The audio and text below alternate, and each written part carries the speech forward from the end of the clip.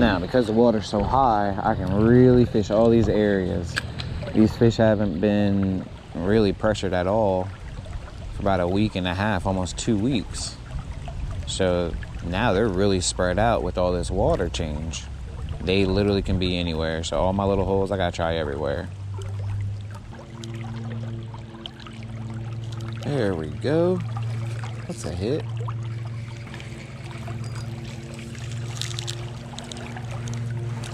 We on a hot streak. That's number 3. There you go.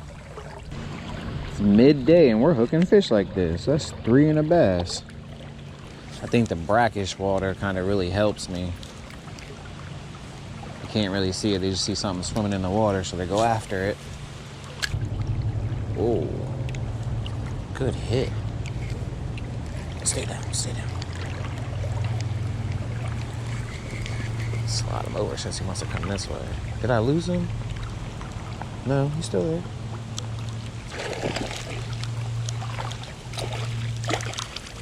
Dang. All right, so number 4 was a crazy jumper, very energetic, so I'm just gonna keep him in the net.